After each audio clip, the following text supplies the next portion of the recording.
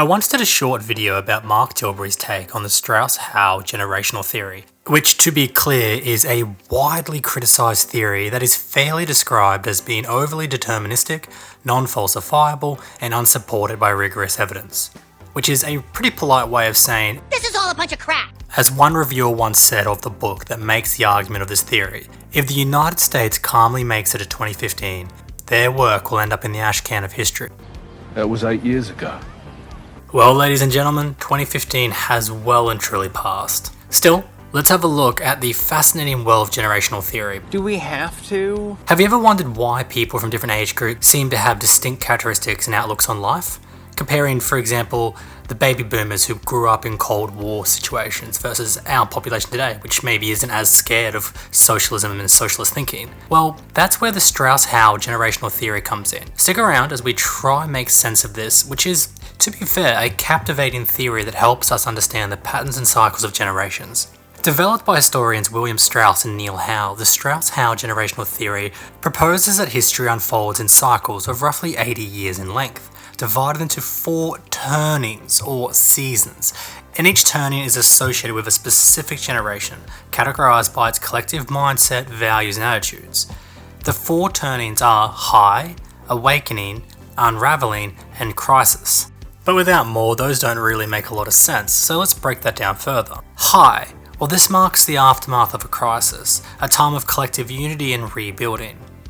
Awakening, that is intended to be a period of cultural upheaval, challenging existing norms and sparking social change. Unraveling, that is where society becomes more individualistic and institutions weaken and cynicism prevails. And then finally, crisis, a pivotal moment often marked by major events or conflict leading to a renewal of society. And it repeats. Now within these turnings we have 4 generational archetypes. They are prophets for awakening, nomads for unraveling, heroes for crisis, and artists for the high. It is a bit much, but it is what it is. Understanding these archetypes is meant to help us grasp how each generation contributes to the overall dynamic of society. So how does this theory hold up in practice? How does it work when we actually apply it to what we see in the world around us? Like any theory, it depends.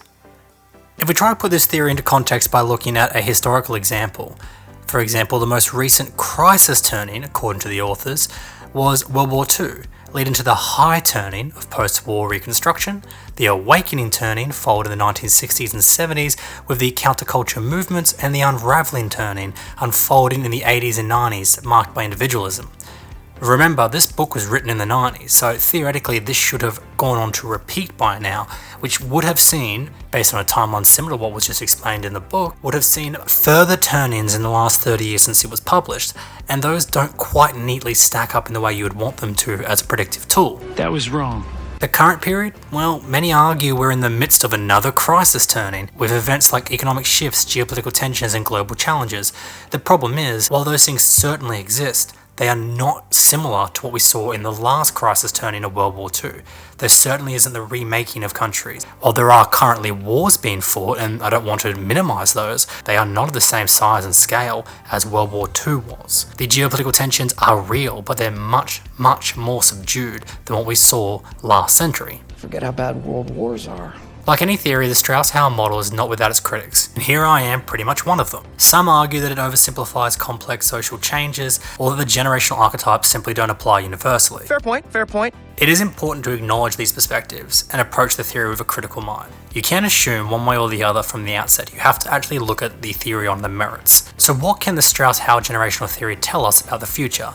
Well, based on the model we just looked at provided in the book, we could be looking at a period of crisis, a time for the emergence of a new hero generation to navigate the challenges and lead us into a new high turning.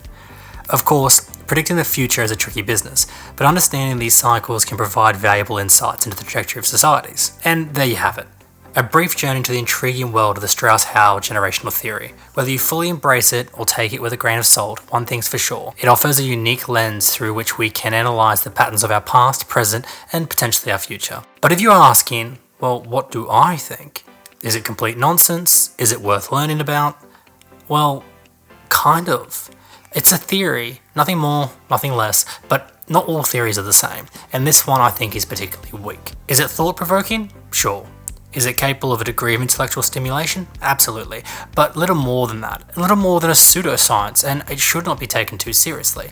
It should not be high on anyone's list of things to learn or read about. And that is one of the things about Mark Tilbury that led to the creation of this video. He'll put forward anything, whether or not it actually makes sense, whether it has any merit, any actual scientific support, he doesn't care.